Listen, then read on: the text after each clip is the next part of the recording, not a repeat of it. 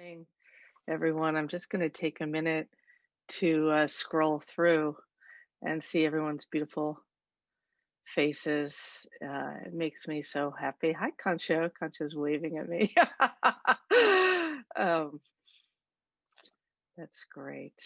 Uh, so I'm really happy to be here this morning. My name is Gessho. I'm a senior student. And I want to take a moment, as we sometimes do, to acknowledge something about the history of the land that I'm personally sitting on, is the traditional land of the Lenape people. And I just want to invoke for a moment what it meant for those people to be driven from their land and have it stolen from them, and then many other many other difficult things happened to the people from this land. And I think um, sometimes we see these land acknowledgements as a little bit performative, as just a kind of a gesture. But I do think it's important to keep alive in our minds what the complete history of this nation is. And you'll see that's sort of where we're going today. A monk asked Dongshan, "When cold and heat come, how can we avoid them?" Shan said, "Why don't you go to the place where there is no cold and no heat?" The monk said, "What is the place where there is no cold and no heat?" Dongshan said, "When it's cold, the cold kills you.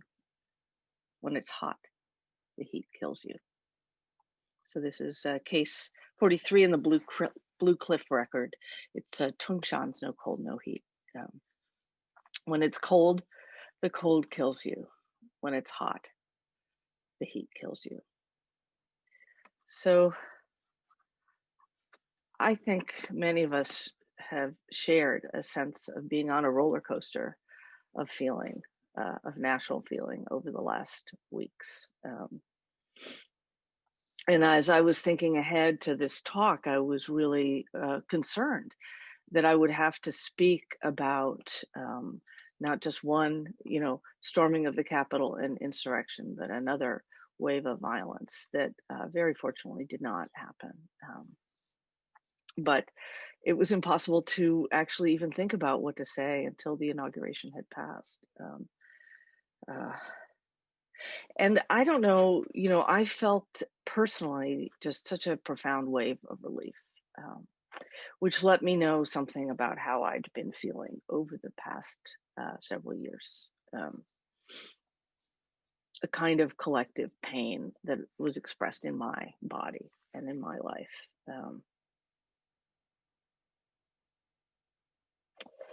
And in some ways, the situation of our nation is very different than it was just a few days ago. In some ways, it is not, but in some ways, it is. And it's a reminder of the very real power of the nation itself as an entity, and of the office of the president. And I've always felt really uneasy about the idea of nations. I've never liked them as a kind of unit of identity. I've always been afraid of the dark sides of nationalism. And I've always felt a little kind of hitch, even when we do the meal gata and we dedicate our food to our parents, teachers, nations, and children, and all sentient beings. I always kind of want to leap past to all sentient beings. But at the same time, these events of the past weeks have actually made me feel the way in which I am personally affected by this entity, which is the nation, as its form of governance, its geographical area, its history, it's an ideal, its quality is an ideal. And all those things have very real effects on how we live and what we hope for, and what happens if there's a disaster, and how we die.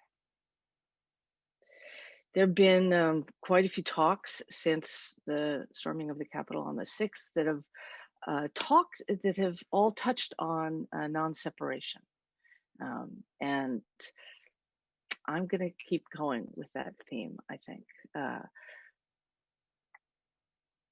Many of the speakers have talked about the moral imperative or the ethical aspect of non-separation, which is to not see the people who are the most different from you, or who are your political opponents, or who you are afraid of, who are violent, as other, to not other them. And I take that moral call very seriously, and I think it's absolutely correct.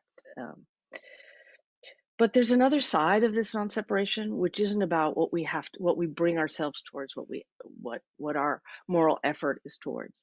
It's simply that non-separation uh, from all of these uh, people who feel most different is just simply part of reality. We are not separate from them, whether we think we are or not. Um, So I want to turn back again to our study text, and in fact, probably to what is now by now the most very familiar part of the study text. This is Dogen's Uji, time being, or being time, that many of you will have heard quite a few talks about over the past while, and we'll have a few more to come, I'm sure.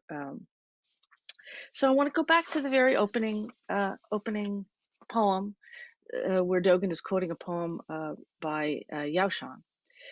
He says, an ancient Buddha, Yaoshan, said, for the time being, standing on the top of the highest peak. For the time being, proceed along the bottom of the deepest ocean. For the time being, 3 heads and 8 arms of a fighting demon. For the time being, an 8 or 16-foot body of the Buddha. For the time being, a staff or a whisk. For the time being, a pillar or a lantern. For the time being, the children of the common families, Zhang and Li. For the time being, earth and sky. So I want to actually just take 2 lines of this. For the time being, 3 heads and 8 arms of a fighting demon. For the time being, an 8 or 16-foot body of the Buddha. For the time being, a fighting demon, angry, our angry, violent selves and others. For the time being, a Buddha, our most awakened, enlightened selves and others.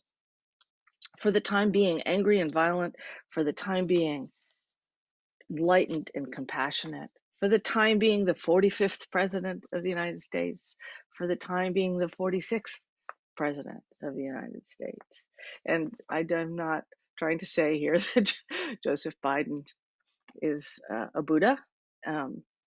We all know his flaws, I think, and we all know that the office of the presidency of the United States is inherently a violent office, and we know that whoever inhabits it will have to, will inevitably enact and embody that violence as well as other qualities. But I personally did hear in his inauguration address some bodhisattva words and some bodhisattva intentions, and those things did make me feel hopeful.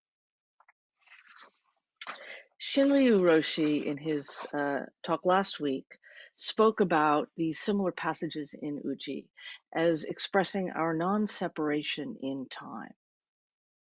So it's not like we were angry then and we're enlightened and compassionate now. And it's not like we were one nation last week and we're a different nation this week, even though some feelings may have changed, even though the conduct of the nation itself may have changed or be changing. Both states are real, and the past isn't something we can throw away, whether we want to or not. Whether we try to forget it or not, the past is continuously manifesting itself in the present. And I think because our understanding of being in time through Uji, I think Dogen might say also the present is continuously manifesting itself in the past. But that's kind of trippy, and we're not going down that trip today. But it's all one thing. It's inseparable. It's inseparable not because we can't, we don't, we're trying to separate it. We can't. It's just one body. Like many here, I think I've spent the summer and fall changing what I read, and One of the books that I'm reading right now, for instance, is Nell Irvin Painter's The History of White People. And I've been reading books on indigenous perspectives on the colonization and settling of our country, Black feminist perspectives on the relation of capital and slavery and race in our country, retellings of our history like the 1619 Project. I think many of us have been immersed in this material, and it's not, in a way it's not news. Like in some way we know all of this, um, but it's brought into a sharper perspective, for me anyway. Some aspects of the founding, the very origin story, the very first moments of what this nation was. And right there at the when they're when people are first stepping foot from Europe on the shores of the United States and claiming that land for their own, um, we see already greed, anger, and ignorance manifesting itself. Um, we see the violent destruction of people and land beginning right there. And there's trauma and disaster from the moment the country is even imagined and enacted. Um, there are 3 heads and 8 arms of the fighting demon. And there are also aspirations and values that we would resonate with today. There are moments of compassion, some we know about, some we don't. There are moments of skillful action, some we know about, some we don't. And all of this is felt, I think, by us right now in different ways. It's expressed in, among other things, who has money and who doesn't right now, sitting here in these uh, Zoom squares, whose lives are considered more valuable and worth saving by the authorities, by the medical system, by the financial system. Who can turn to our government for justice and for protection and expect that they might receive help. All of that's just right here, sitting in all of our like apartments. It's right there. Dogen says, 3 heads and 8 arms may be yesterday's time. An 8 or 16-foot body may be today's time. So the demon may be in the past. The enlightenment may be now. Yet yesterday and today are both in the moment when you directly enter the mountains and see myriad peaks. Yesterday's time and today's time do not go away. 3 heads and 8 arms move forward as your time being. It looks as if they are far away, but they are here and now. The 8 or 16-foot body moves forward as your time being. It looks as if it's nearby, but it is exactly here. It's very easy to fall into the idea that yourself is a body bounded by skin with a name and a gender and a set of identities, preferences, habits, beliefs, stories. And I think in the past few months, at least for me, it's been especially easy to fall into the idea that myself is a set of political positions and things that I'm for and things that I'm against, things that I hope for and things that I fear. But I think what we discover when we wake up just a little bit is that the self is really nothing like this at all. Everything that you experience as your separate small self arises from an almost infinite number of causes and conditions. And these causes and conditions spread out through time and space and occur at cosmic scales, like we're here because of the Big Bang. We're here because stars formed. We're here for all kinds of vast reasons and also all kinds of tiny, minute reasons at the quantum scale. And then reasons at the human scale, the scale that we can really identify with a little bit more. So all phenomena, everything that we perceive and know and feel, arise from this vast and intricate web of occurrences. So the toast that I had for breakfast arises from this, and my dog arises from this, and the Zoom technology that is bringing us together arises from this, and our political landscape arises from this. The analogy that Alan Watts liked to use, and he was really great with analogies, he's a good explainer. One of the analogies he liked to use was the ocean, with each of us being something like a wave. So the wave is distinct and particular and real in its form and its motion, and yet it arises from the action of the whole ocean. So one way he puts it is that the ocean waves, it makes waves, and the universe peoples, it makes people. And of course, it makes many other things too. So it's in this sense, I think, that we are also not separate. We are peopling out of the whole ocean of our history. And I think that this has some implications about how we might experience our own political convictions right now and those of others.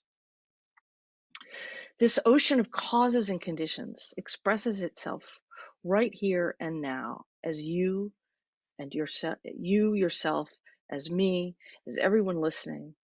This same ocean of causes and conditions also expresses itself as the recent president and as the people who stormed the Capitol. We might want to make a personal and moral effort not to see those we oppose or are angry with or fear as others or less than ourselves or less than really human. But this effort, which I really do think is incredibly important and is, really at the foundation of our practice, our ethical practice. But this effort is not actually the source of the non-separation. The source of the non-separation is that we are all inextricably arising from the same reality.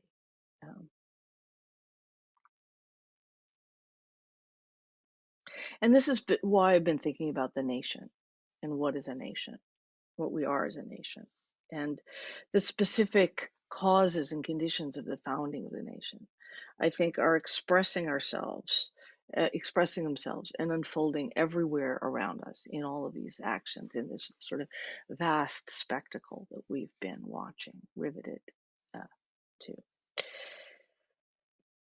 If this nation began in the theft of land and in indenture and slavery, and in religious freedom and also in religious intolerance, and in the persecution of women, and in greed and in violence, the effects of those founding years are alive right now in the Capitol.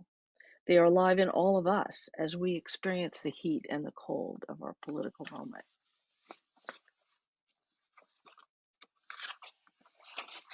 A monk asked Dongshan, when cold and heat come, how can we avoid them? Shan said, why don't you go to a place where there is no cold or no heat? The monk said, what is this place where there's no cold and no heat? Dongshan said, when it's cold, the cold kills you. When it's hot, the heat kills you. There is no United States which is not a fighting demon of greed, anger, and ignorance. There is no United States which is not a Buddha of hope and compassion. There is no United States which is not the ordinary families of Zhang and Li. We can't simply dwell in one another, but we also can't dwell in some imaginary place where there is no cold and no heat. The 3 heads and 8 arms aren't in the past. The 8 or 16-foot body is not just about to happen. They're both here and right now, where you are sitting right now. The whole universe, the whole nation is expressing itself as you. You are the sensitive, alive, growing tip of the nation. What will you do?